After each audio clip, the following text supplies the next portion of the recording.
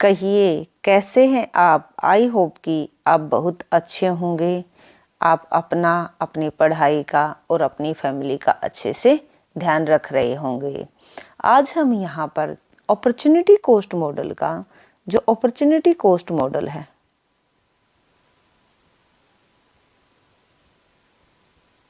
Opportunity cost जो theory है,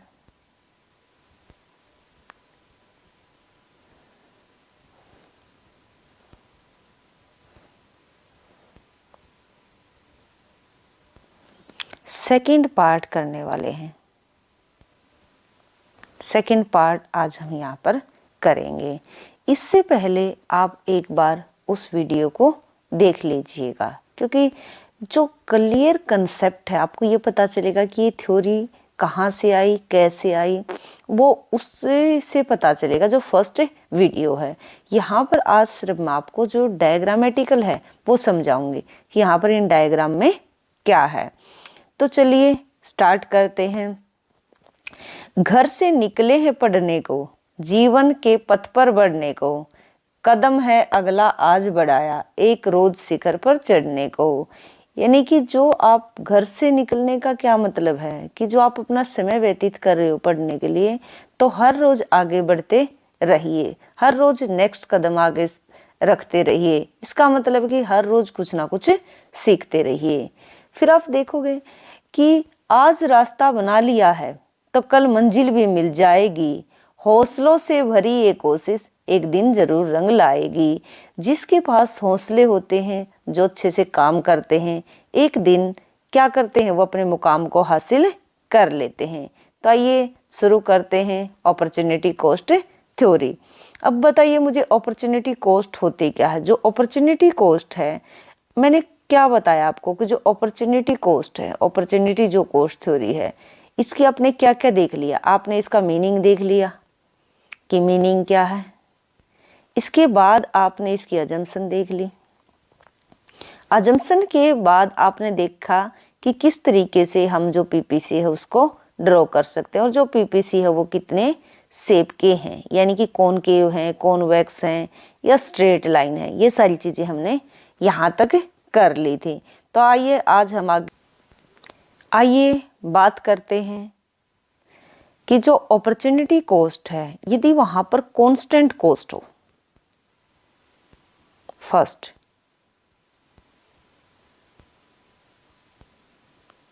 constant cost की अगर हम बात करें, और उस टाइम पर इंटरनेशनल ट्रेड कैसा होगा, यानी कंपेरेटिव कॉस्ट इक्वल है एक्स और वाई की, यानी कि जो भी है एक्स और वाई जो कमोडिटी है उनकी अगर कॉस्ट आपकी क्या आए, समान आए, तो अगर ऐसी सिचुएशन होती है, इसका मतलब होता है दोनों कंट्री के अंदर जो कॉस्ट है वो इक्वल है।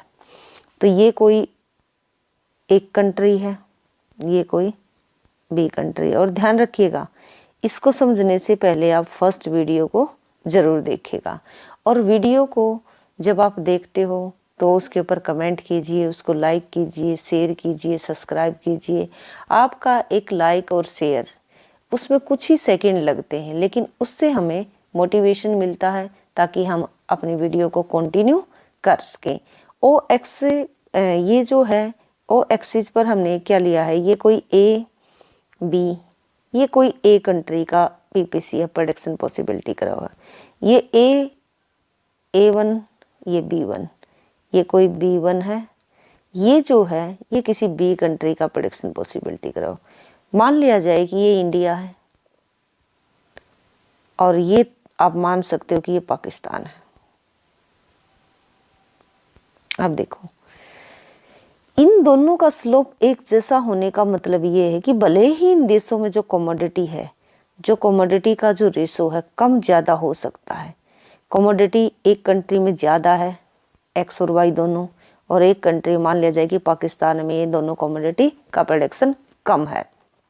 लेकिन देखिए तो सही, दोनों के स्लोप एक जैसे, ये स्लोप बिल्कुल इस पीपीसी का स्लोप इसके पैरेलल है। तो इसका मतलब ये है कि जो एक्स और वाई जो कमोडिटी है, वाई जो कमोडिटी है, चाहे ए कंट्री में इसका प्रोडक्शन हो, फिर चाहे बी कंट्री में इसका प्रोडक्शन हो, यदि एक्स कमोडिटी की कीमत ए कंट्री में 5 आती है तो बी में भी 5 ही आएगी। अगर y की यहाँ पर 6 आती है तो b में भी 6 आएगी। तो ऐसी सिचुएशन में ट्रेड पॉसिबल नहीं है। तो आप लिखोगे कि अगर दोनों के स्लोप एक जैसे हैं तो नो ट्रेड, यानी कि यहाँ पर ट्रेड पॉसिबल नहीं है, ट्रेड करने की कोई ज़रूरत नहीं है जब सेम कॉस्ट आती है। तो फिर इसके लिए क्या करना चाहिए हमें? इसके लिए तो फिर हमें क्या करना होगा, दोनों के जो स्लोप हैं वो क्या होंगे, अलग अलग होंगे। यानी कि जब दोनों कंट्री के जो स्लोप हैं उनमें डिफरेंस होगा तब जाकर क्या होगा, ट्रेड पॉसिबल है। तो चलिए देखते हैं।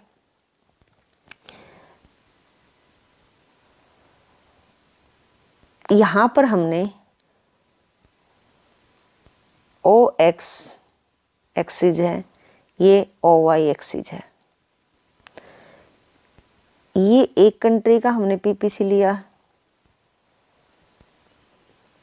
और ये लिया है हमने बी कंट्री का पीपीसी।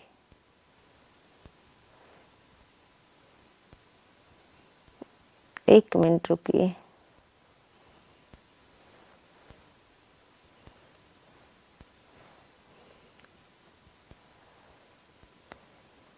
ये ए कंट्री का प्रोडक्शन पॉसिबिलिटी करा हुआ है और ये बी कंट्री का प्रोडक्शन पॉसिबिलिटी करा हुआ है।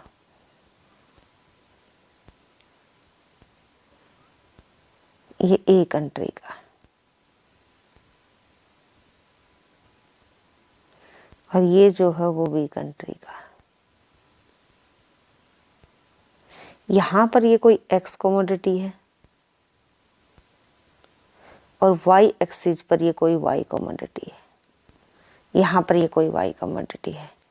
आप इन इंडिफरेंस कर्व से आइडिया लगा सकते हो कि जो ये कंट्री है, ये जो कंट्री है, जो ये बी कंट्री है, ये जो पीपीसी है वो इस साइड ज़्यादा फैला हुआ है। तो इसका मतलब है कि इस कंट्री को जो प्रोडक्शन करना चाहिए वो एक्स कमोडिटी का प्रोडक्शन करना चाहिए। और ये जो एक कंट्री है, इसका जो पीपीसी है वो एक्स की बजाय वाई साइड यानी कि इस साइड ज़्यादा है। तो इसका मतलब है कि जो ए कंट्री है उसको वाई कमोडिटी का प्रोडक्शन करना चाहिए और जो बी कंट्री है उसको एक्स कमोडिटी का प्रोडक्शन करना चाहिए।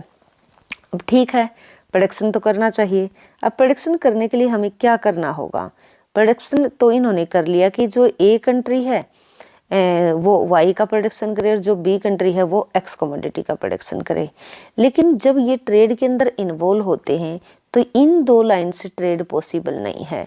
इसलिए हम लेते हैं एक इंटरनेशनल एक्सचेंज लाइन, जिससे हम बता पाएंगे कि कौन कंट्री कितना ट्रेड करेगा, कौन कितना एक्सपोर्ट करेगा, कौन कितना इंपोर्ट करेगा।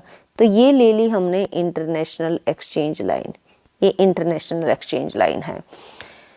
तो आप देखिए कि ये कोई जो एक्स कमोडिटी है, ये जो बी कंट्री है उसके एक्सपोर्ट है, यानी कि जो एक्स कमोडिटी है वो जो बी कंट्री है उसके एक्सपोर्ट्स, और जो वाई कमोडिटी है वो ए कंट्री के एक्सपोर्ट्स। तो इसका रिवर्स कर दोगे कि एक के एक्सपोर्ट्स दूसरे के इंपोर्ट्स होते हैं। तो देखिए अब यहाँ पर हम ले लेते हैं, एक सेकंड रुकिएगा।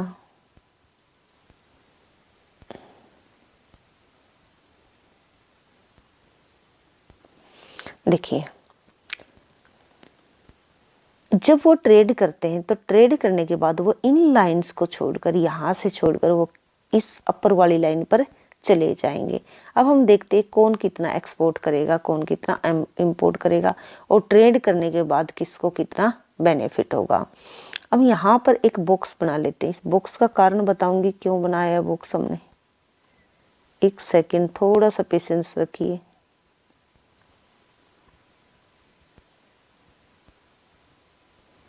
इस तरीके से हम एक बॉक्स बना लिया।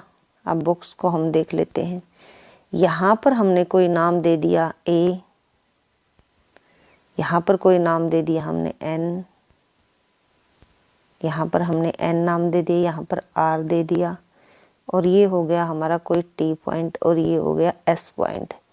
उसी प्रकार से इस पॉइंट को आप दे सकते हो R1, ये आपका N1 और ये यहाँ पर आपका T1 और ये आपका S1 और ये हो सकता है आपका B1। इस तरीके से हमने इनका नामकरण कर दिया। अब देखते नेक्स्ट स्टेप में क्या होता है। यदि ये कंट्री ट्रेड नहीं करते हैं, यानी कि ट्रेड के अंदर इन्वॉल्व नहीं होते हैं, तब इनकी सिचुएशन क्या है, और ट्रेड करते हैं तब सिचुएशन क्या है। यदि ट्रेड नहीं करते, अगर ये ट्रेड नहीं करते तो ये क्या था, इतना एक्स को और इतना वाई का प्रोडक्शन कर पाता। वैसे ही ये इतना एक्स का और इतना, अगर ये पूरा मैक्सिमम एक्स का करता तो वाई का 0 हो जाता, या और कोई कॉम्बिनेशन वो ले सकता है। लेकिन इनसे हायर यहाँ पर वो जब वो ट्रेड करता तो जो उसका कंजम्पशन का लेवल है और जो उसका प्रोडक्शन का लेवल है किसी कमोडिटी में जिसमें स्पेशलाइजेशन करता है वो इंक्रीज हो जाता है। अब ये देखिए, ये जो है यहाँ पर ये जो हिस्सा है, ये वाला हिस्सा, ये है एक्सपोर्ट किसके, जो भी ये बी कंट्री थी। ये देखिए, ये ए कंट्री का है और ये जो है पीपीसी वो बी कंट्री का है। तो ये एक्सपोर्ट है उसके और ये इंपोर्ट है। अब इनसे हम निकाल लेते हैं कि किसको कितना बेनिफिट होगा। अगर ये ट्रेड नहीं करता तो इसको, जो ये कंट्री था, इसको इतना देकर, इतना एक्सपोर्ट, इतना इसको छोड़कर इतना इसको एक्स मिल पाता। देखो ध्यान से देखना कि इतना जब ये एक्स को वाई को छोड़ता तो वो इतना एक्स को प्राप्त कर पाता। लेकिन यहाँ पर देखो कि उसको क्या बेनिफिट हो रहा है। देखो, इतना वाई को छोड़ता और इतना उसको एक्स मिलता तब जाकर। लेकिन ट्रेड के बाद उसको क्या है, वो यहाँ पर है, यानी कि उसका जो कंजम्पशन का पॉइंट है वो क्या है, एक तरीके से आर है। तो इस पॉइंट पर क्या करता है, वो कंजम्पशन करना चाहता है तो उसको ट्रेड के अंदर इन्वॉल्व होना पड़ेगा। तो ये जो टी आर का जो हिसाब क्या करोगे, एस आर यानी कि ए का निकालने के लिए क्या करोगे कि आफ्टर ट्रेड उसको कितना बेनिफिट हुआ, S R minus S T कर दोगे या टी एस कर दोगे। जब एस टी करोगे तो क्या निकल कर आएगा, एक तरीके से टी आर। तो ये ए कंट्री का बेनिफिट है। उसी प्रकार से अगर आप यहाँ पर देखोगे तो ये जो है, ये जो हिस्सा है ये बी कंट्री के एक्सपोर्ट है, यानी कि ये बी कंट्री एक्सपोर्ट करता है। जो अगर ये जब ट्रेड के अंदर इन्वॉल्व नहीं था तो इतना देकर सिर्फ इसको वाई इतना मिल पाता। लेकिन जैसे ही ये ट्रेड के अंदर इन्वॉल्व हुआ तो ये क्या हुआ, T1 से यहाँ पर चला गया R1 पर। तो R1S1 यानी कि B के लिए जब निकालोगे तो R1S1 माइनस कर दोगे T1S1 यानी कि T1S1। तो जो R1T1 है, यानी कि जो R1T1 है वो इसके लिए क्या हो जाएगा, बेनिफिट हो जाएगा। तो कुल मेरा कहने का मतलब है कि अगर आप ट्रेड के अंदर इन्वॉल्व होना चाहते हो, अगर आप किसी कंट्री से ट्रेड करना चाहते हो तो आपके जो कंट्री के जो एक तरीके से पीपीसी हैं उनका जो स्लोप है वो एक जैसा नहीं हो सकता, उनका एक जैसा नहीं हो सकता। उनका स्लोप क्या होगा, अलग अलग होगा, तब जाकर ही ट्रेड पॉसिबल होगा। आई होप कि आप मेरी बातों को समझ रहे होंगे। इसके बाद हम करते हैं नेक्स्ट डायग्राम।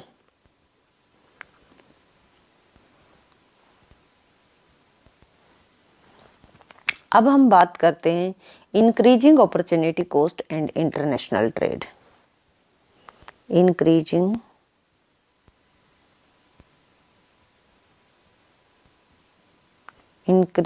अपॉर्चुनिटी कॉस्ट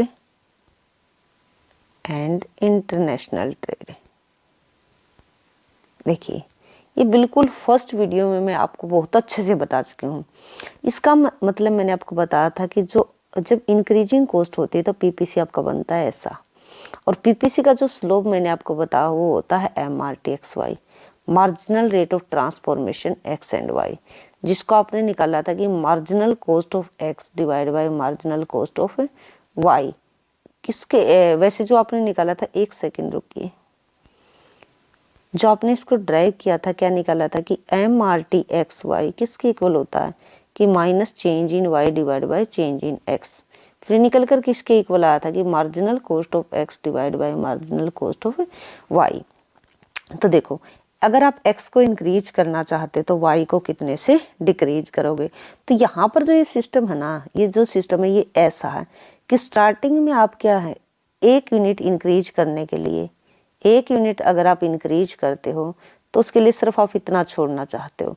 अगर इसकी सेकेंड यूनिट ये सेम, यहाँ पर आप जो एक तरीके से जो ये बेस लोगे ये सेम रहेगा, तो सेकेंड यूनिट के लिए आप ज़्यादा छोड़ोगे। इसी प्रकार से जैसे जैसे आप आगे चलते रहोगे, अगर इसको थोड़ा सा हम बना लेते तो ये जो एरिया है वो बड़ा होता चला जाएगा पहले के कंपेयर में। तो इसका मतलब है कि जब पीपीसी कॉनकेव होता है तो इसका मतलब होता है कि जो मार्जिनल रेट ऑफ ट्रांसफॉर्मेशन है वो इंक्रीजिंग होती है, और जब इंक्रीजिंग होती है तो इस समय पर परफेक्ट स्पेशलाइजेशन नहीं कर सकते, क्योंकि जब आप एक्स का उत्पादन बढ़ाते हो तो एक्स की जो पर यूनिट कॉस्ट है वो क्या हो जाएगी, इंक्रीज होना स्टार्ट हो जाएगी, पहले से वो ज़्यादा आएगी। मान लिया जाए कि आपने फर्स्ट पेन का प्रोडक्शन किया, उसकी कॉस्ट आई 5 रुपये, जब आपने सेकंड पेन का प्रोडक्शन किया तो वो आई 5 रुपये 10 पैसे, फिर आपने इसी तरीके से ये बढ़ती चली जाएगी। अगर जो आपका पीपीसी है वो कैसा है, कॉनकेव टू द ओरिजिन है। आइए हम अब चलते हैं इस डायग्राम की एक्सप्लेनेशन पर। हमने कहा कि इंक्रीजिंग कॉस्ट है, इंक्रीजिंग कॉस्ट उस समय पर जो इंटरनेशनल ट्रेड है उसका क्या रिएक्शन होगा। देखिए जब इंक्रीजिंग कॉस्ट होती है तो एक मैंने आपको बताया फर्स्ट कि इम्परफेक्ट परफेक्ट स्पेशलाइजेशन होता है, परफेक्ट स्पेशलाइजेशन नहीं होगा। MRT/XY marginal rate of transformation and XY वो होगी आपकी इंक्रीजिंग।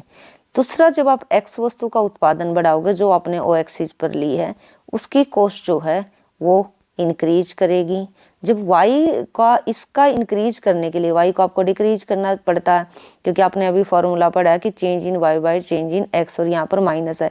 अगर आप X की एक यूनिट इंक्रीज करोगे तो Y का कुछ ना कुछ सेक्रीफाई करना पड़ेगा, क्योंकि साधन दिए हुए हैं, फैक्टर गिवन है। अगर आप X का उत्पादन बढ़ाना चाहते हो तो Y को डिक्रीज करके ही X को प्रोड्यूस कर सकते हो। अब देखिए आगे क्या होता, और जब एक्स वाई गिरती है तो उसकी क्या हो जाएगी, मार्जिनल कॉस्ट ऑफ वाई क्या हो रही है, यहाँ पर डिक्रीज हो रही है। दूसरी बात है कि जब हम बढ़ती लागतों के अंदर, इसका मतलब होता है इंक्रीजिंग, यानी कि इंक्रीजिंग कॉस्ट का क्या मतलब होता है, हम बात कर रहे हैं इंक्रीजिंग अपॉर्चुनिटी कॉस्ट, ये इंक्रीजिंग अपॉर्चुनिटी कॉस्ट है। तो जब कॉस्ट बढ़ती है तो क्या होता है, डिक्रीजिंग रिटर्न टू स्केल मिलते हैं, यानी कि जो डिक्रीजिंग रिटर्न टू स्केल, जितनी ज़्यादा लागत होगी उतने घटते प्रतिमल मिलेंगे। या फिर आप ये कह सकते हो कि इंक्रीजिंग कॉस्ट है, ये कोई भी एक ही मतलब है इनका। जब डिक्रीजिंग रिटर्न टू स्केल कम मिलते हैं जब आपकी बढ़ती हुई लागतें होते हैं। तो आइए देखते हैं इसको एक डायग्राम के थ्रू, और आपको समझ में आ जाएगा कि जो अपॉर्चुनिटी कॉस्ट है यदि वो बढ़ती हुई हो तब किस तरीके से डायग्राम हम फ्रेम कर सकते हैं। तो आइए देखते हैं।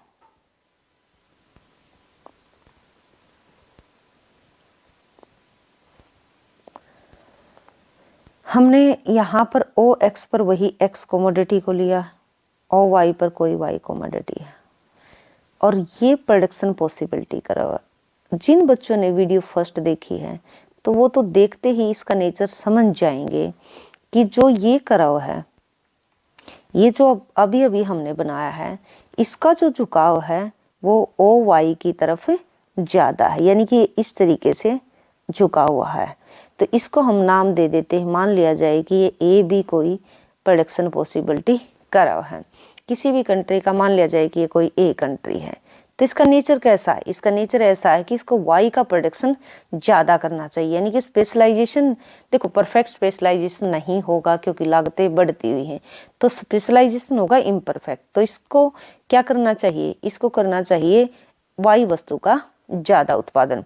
अब मान लिया जाए कि जो इसका इनिशियल जो इक्विलिब्रियम पॉइंट है, जो इनिशियल इक्विलिब्रियम पॉइंट है, मानकर चलते हैं कि कहीं ना कहीं वो है इस पॉइंट पर। ये कोई भी आप पॉइंट ले सकते हो। यहाँ से फिर आप क्या करना पड़ेगा, एक डोमेस्टिक एक्सचेंज लाइन आपको लेनी पड़ेगी। ये डोमेस्टिक एक्सचेंज लाइन है, ये यहाँ पर टच करनी चाहिए। यहाँ पर ये डोमेस्टिक एक्सचेंज लाइन है जिसको हमने नाम दे दिया EE। उसके बाद आप देखोगे अब ये जो है, जो बिफोर ट्रेड, यहीं पर उसका प्रोडक्शन है, यहीं पर उसका कंजम्पशन है। कहने का मतलब है कि इतना वो X को कंज्यूम करता है और इतना वो Y को कंज्यूम करता है। अब देख लेते हैं आगे क्या होता है।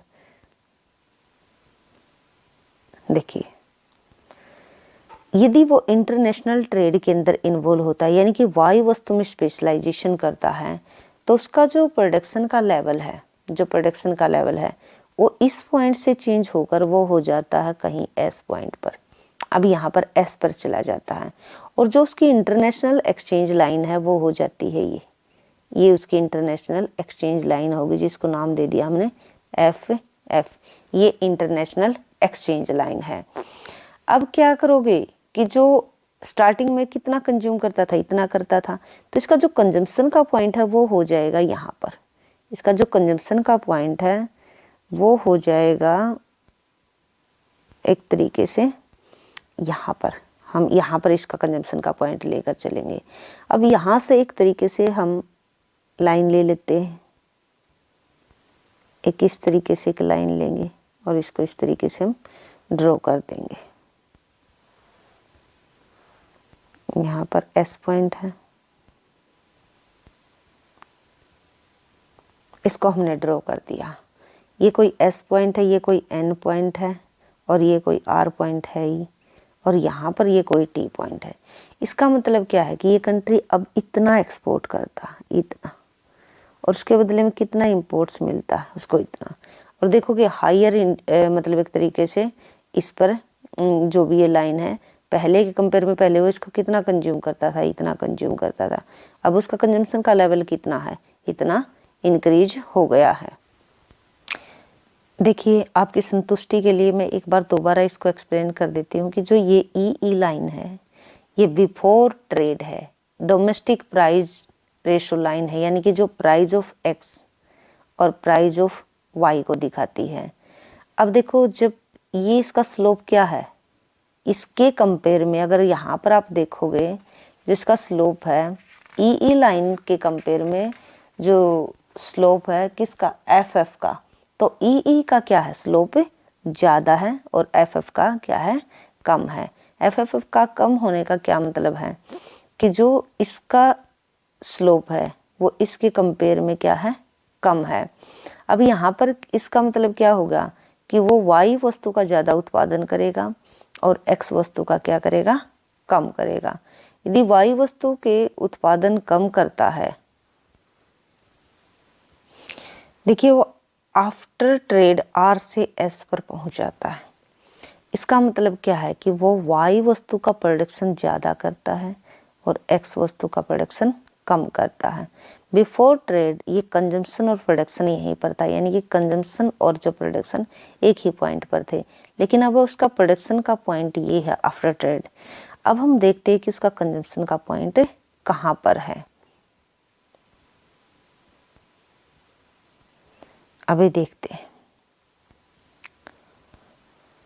मान लिया जाए कि उसका जो कंजम्पशन का पॉइंट है वो है, थोड़ा सा इसको एक्सटेंड कर लेते हैं एक बार।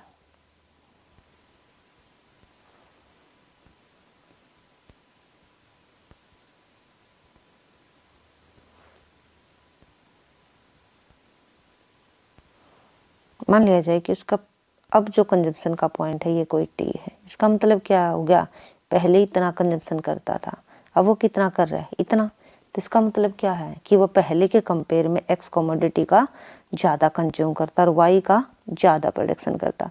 तो यहाँ से हम एक लाइन लेते और इस तरीके से मिला देते, ये एस है, ये कोई एन है। अब देखो इसके एक्सपोर्ट कौन से होंगे, ये उसके एक्सपोर्ट होंगे जो ए कंट्री है, यानी कि वाई का प्रोडक्शन करता, तो ये कोई ए कंट्री के बारे में हम बात कर रहे हैं, ये उसके एक्सपोर्ट है और ये उसके इंपोर्ट है। यानी कि एस एन के बराबर वो एक्सपोर्ट करता है, और जो एन टी है, एन टी के बराबर वो क्या करता है, इंपोर्ट करता है। अब देखोगे कि आर से क्या है, ज़्यादा है, यानी कि जो आर पॉइंट है वो क्या है, कम है, और टी पर क्या है, ज़्यादा, यानी कि आर से इंक्रीज होकर जो कंजम्पशन है वो इंक्रीज हो गया टी पर।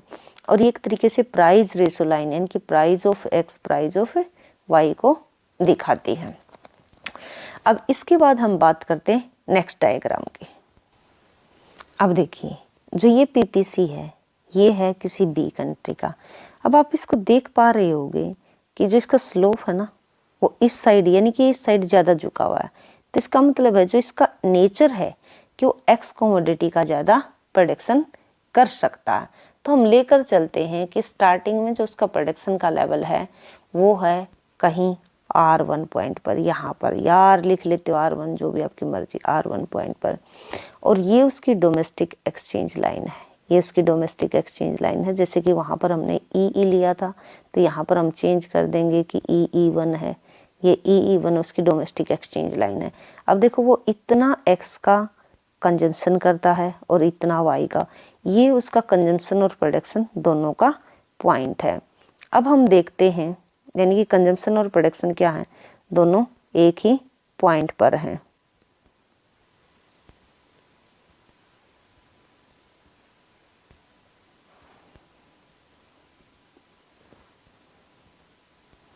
अब देखिए आप, जब वो ट्रेड के अंदर इन्वॉल्व होता है तो उसका प्रोडक्शन का पॉइंट शिफ्ट हो जाता है यहाँ, क्योंकि नेचर ऐसा है कि उसको एक्स वस्तु का ही प्रोडक्शन करना चाहिए, तो वो यहाँ पर आ जाता है। अब उसकी जो इंटरनेशनल एक्सचेंज लाइन होगी वो हो जाएगी ये आफ्टर ट्रेड, आप ऐसे बोलोगे, यहाँ पर टच करेगी।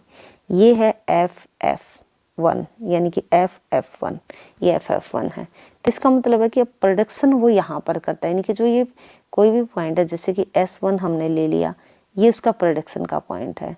अब उसको पहला जब इतना वाई इतना मिलता था, तो मुद्दा ये है कि अब उसको वाई इससे ज़्यादा मिलना चाहिए। तो हम देखते हैं कि वाई उसको कितना ज़्यादा मिलेगा। एक सेकंड रुकिए, ये थोड़ी प्रॉब्लम हो जाती है इरेजर की, यहाँ पर दोबारा मुझे PPC बनाना पड़ेगा। ये हमारा PPC है। तो अब वो चला जाता है, उसका जो कंजम्पशन का पॉइंट है वो चला जाएगा कहीं T1 पॉइंट पर, यहाँ पर वो पहुँच जाएगा। अब देखिए यहाँ से एक लाइन लीजिए और इस लाइन को आप मिला दीजिए यहाँ पर, वही यहाँ पर S1 N1 दे दीजिएगा, जैसे नंबरिंग हमने उसके कर दी है वहाँ पर, जैसे कि E था यहाँ पर 1 में कन्वर्ट कर दिया वो नंबर। तो अब ये ए कंट्री का जो रुझान है ना वो एक्स कमोडिटी में ही, यानी कि एक्स कमोडिटी का ज़्यादा उत्पादन करता है वाई के कंपेयर में।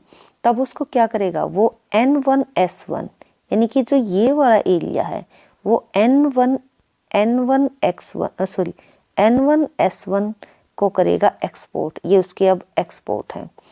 और जो T1N1 क्या करेगा, इंपोर्ट करेगा, यानी कि जो T1 है N1 है अब उसके क्या है, इंपोर्ट है। तो आप देख पा रहे हो कि R से ये जो R पॉइंट है उससे ज़्यादा कंजम्पशन अब वो क्या करता है, Y का करता है। तो R1 क्या है, कम है, और T1 क्या है, ज़्यादा है। तो इसलिए क्या हुआ, इसको बेनिफिट हुआ। और इंक्रीजिंग कॉस्ट में दिखा रहे हैं, पहले एक कंट्री का दिखा फिर बी कंट्री का दिखा, तो यहाँ पर परफेक्ट स्पेशलाइजेशन नहीं होगा। देखो कुछ ना कुछ तो वो वाई का ही प्रोडक्शन करता रहेगा, लेकिन एक्स का वो ज़्यादा करेगा। ये चीज़ आपने ध्यान रखनी है। अब हम बात करते हैं कि decreasing opportunity cost and international trade.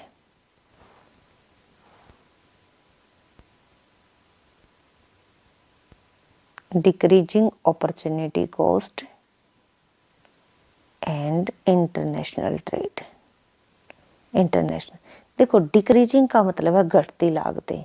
जब घटती लागतों की बात आती है तो इसका मतलब होगा कि जो हमारा PPC होगा ना, फर्स्ट बात है वो कॉन्वेक्स होगा।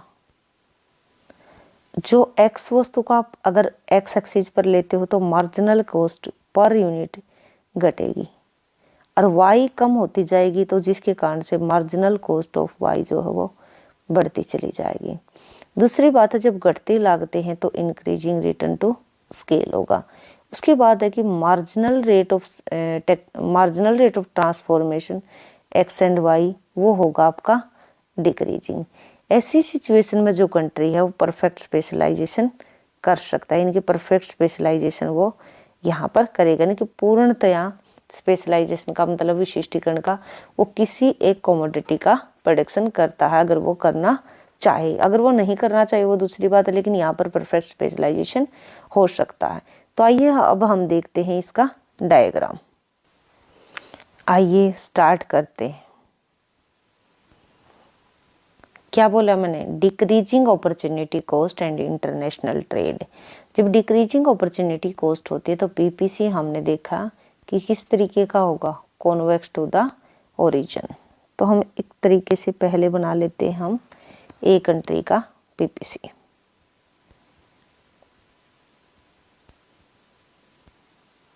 ए कंट्री का प्रोडक्शन पॉसिबिलिटी कराओ है ये, जिसको हमने नाम दे दिया ए बी। ये ए बी जो है वो किसी ए कंट्री का प्रोडक्शन पॉसिबिलिटी कराओ है। आइए चलिए दूसरे कंट्री का भी बनाते हैं।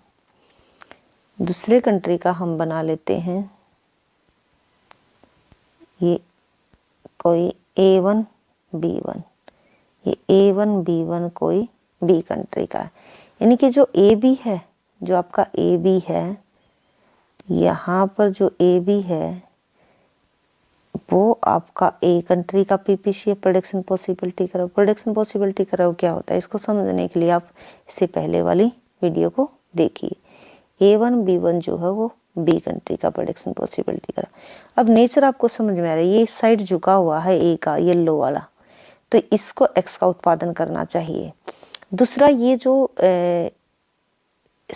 ये जो बी का है A1 B1, ये एक्स की साइड ज़्यादा झुका हुआ है, तो इसको करना चाहिए एक्स वस्तु का। और जो ये ए बी है, जो ये ए कंट्री का प्रोडक्शन पॉसिबिलिटी करा हुआ, इसका ज़्यादा जो झुकाव है वो हो वाई की तरफ, यानी कि एक्स को ये कम प्रोडक्शन कर पाता है वाई का, तो इसको करना चाहिए वाई का। और जो ये है, ये जो बी कंट्री है, इसको करना चाहिए एक्स का उत्पादन। अब क्या करते हैं, हम इनका एक टेंजेंट लेते हैं कि जब इंटरनेशनल एक्सचेंज, पहले स्टार्टिंग में हम देखते हैं कि जो इनकी डोमेस्टिक एक्सचेंज लाइन है वो कहाँ कहाँ पर इनको टेंजेंट करती हैं। फर्स्ट लाइन लेते हैं हम यहाँ पर, ये इस कंट्री की, और यहाँ पर हम लेते हैं दूसरे कंट्री की। फिर एक की यहाँ पर लेते हैं और एक की यहाँ पर। देखिए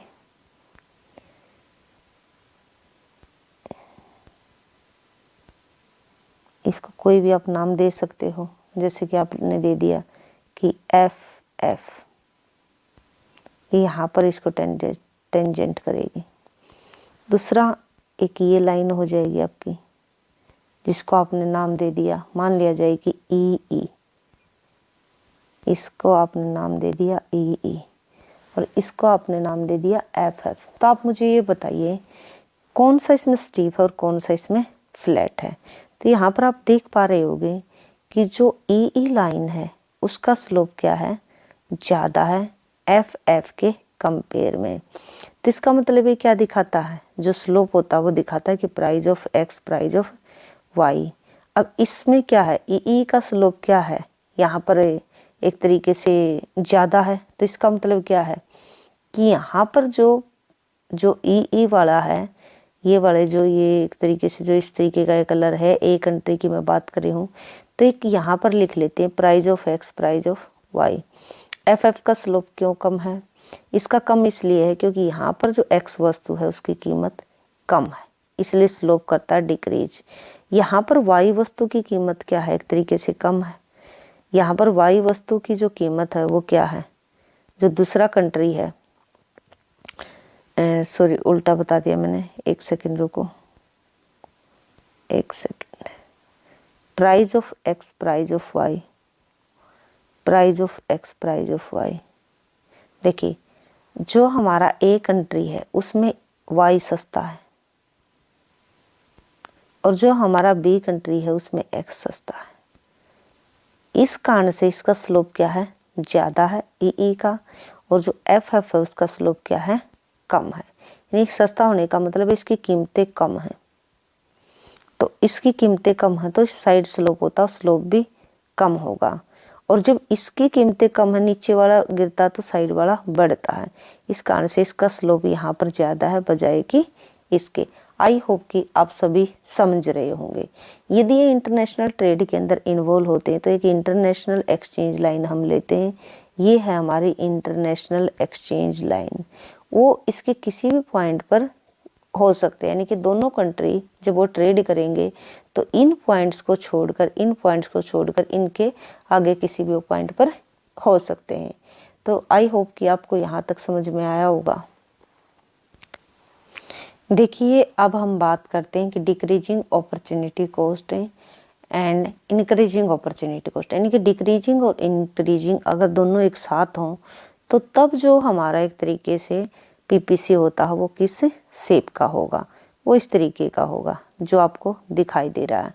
ये जो ऊपर वाला हिस्सा है ये बता रहा है कि यहाँ पर हम बढ़ती लागतों के अंदर काम कर रहे हैं, यहाँ तक कोई भी एल पॉइंट हम यहाँ पर ले लेते हैं। और ये जो नीचे वाला हिस्सा है आपका, ये आपको बता रहा है कि आप घटती लागतों के अंदर, यानी कि जैसे जैसे इस वस्तु का उत्पादन बढ़ता है वैसे वैसे लागतें घटती जाती हैं। जब हम बात करते हैं, मान लिया जाए कि कोई भी आर पॉइंट है, आर पॉइंट पर हम क्या करते हैं, प्रोडक्शन करते हैं। ये आर पॉइंट है, आर पॉइंट पर ये इसका कोई टेंजेंट हम ले लेते हैं एक तरीके से, ये हमने कोई एक टेंजेंट लिया। ये जो लिया है ये अब हमें ये बताएगा कि कहाँ पर किस चीज़ का प्रोडक्शन होता है। ये कोई एस पॉइंट है, ये कोई सी पॉइंट है, ये कोई आर पॉइंट है। उसी प्रकार से यहाँ भी हम इसका, यहाँ से भी हम एक टेंजेंट ले लेते हैं। ये जो ये